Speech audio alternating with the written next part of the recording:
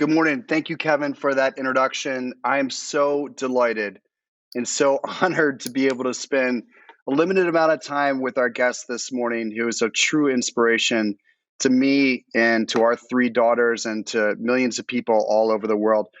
Sarah, as you might know, is the first Black African woman to summit Mount Everest. I think there's only been like 5,000 people who've done it out of billions in the world, and it's just a remarkable feat. And that's just the least of what she's done and or will do. And so, just so honored and delighted to be able to have some time with Sarah and bring Sarah to the Concordia audience. And with that, just my first question for you, Sarah, is like, what led you to, this notion of doing this, and what was it like to do it? Thank you for having me, Chris, and hello, everybody. What was it like to do it? I think the first thing on the summit, I thought, wow, my mother was wrong in saying the sky is the limit, because I could see the clouds were beneath me and I was up there. Before starting to climb, I was just an ordinary. I'm one of seven girls, raised by a single mother with the support of parents. And after a while, in 2009, I lost my older sister, and I started asking whether I was doing what I was meant to do on earth. What was my why? What was my purpose? And I remember my grandfather telling us that if you do not live a life of service, then that's a life wasted. And I quit my job and I went to work for a government trying to see whether that was me giving back, until I climbed Kilimanjaro and raised money for a home that looks after street kids. And one of the street kids there, when we were handing over, we built them an outdoor gym and converted a room into a library because they needed a place to do their homework. And one of the kids there said to me, "Do you really come from the township?" And that really took me back, because initially I thought she was joking, until I realized that she had a sense of disbelief, like I did growing up, thinking all the superheroes didn't look like me. So it was them.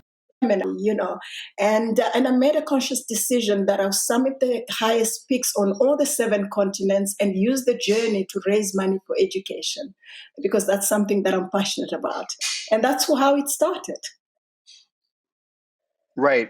Well, let's talk a little bit about perseverance, because it's something that everyone has become familiar with as a result of 2020. I mean, my understanding is that you went and attempted a summit once, twice, three times, and it was on the fourth time of Everest that you actually got to the peak. So talk to us about perseverance and what everyday people like myself can learn from your journey and your experience.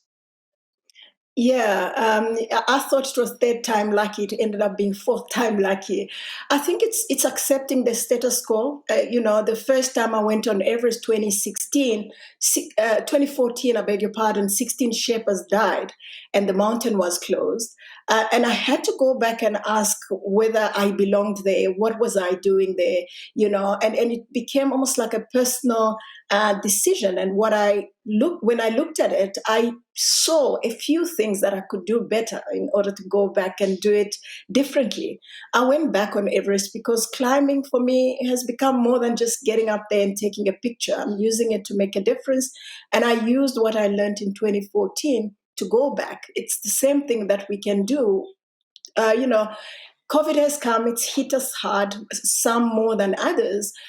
How do we need to accept certain things that we can't change? It's here, and focus on the things that we can change in order for us to move forward. And that's what it was about Everest. I went back in 2015, earthquake, but I learned a lot more. Initially, I didn't actually do a lot of cardio. I saw that people that were doing cardio were, having a better time in the mountain than I was.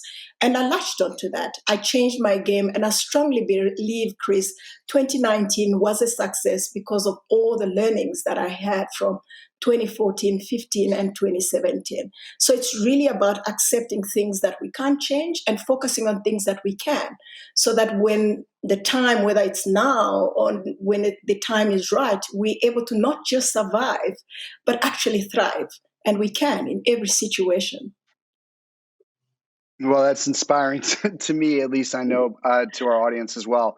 Let's talk a little bit about social justice. I know you're a Nelson Mandela ambassador. And I just was Mm. curious, like, where you focused and what do you hope your legacy to be or your point of inspiration to be with all those you come into contact with?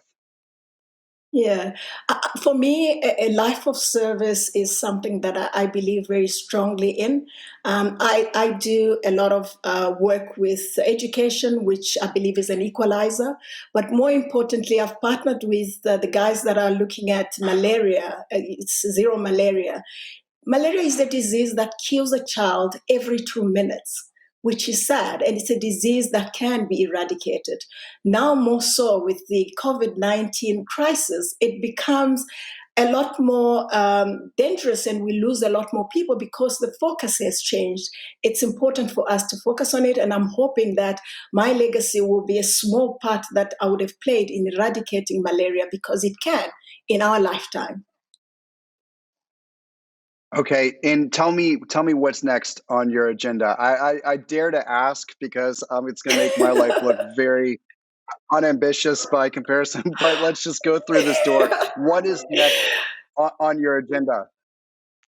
I'm very excited. All the Everest expeditions I was saving up and sponsoring myself, but now I've partnered with Momentum Multiply, it's an insurance company locally, and I'm doing what is called the Explorer Grand Slam. So it's summiting the highest 7 peaks on the 7 continents around the world, going to the North Pole and the South Pole.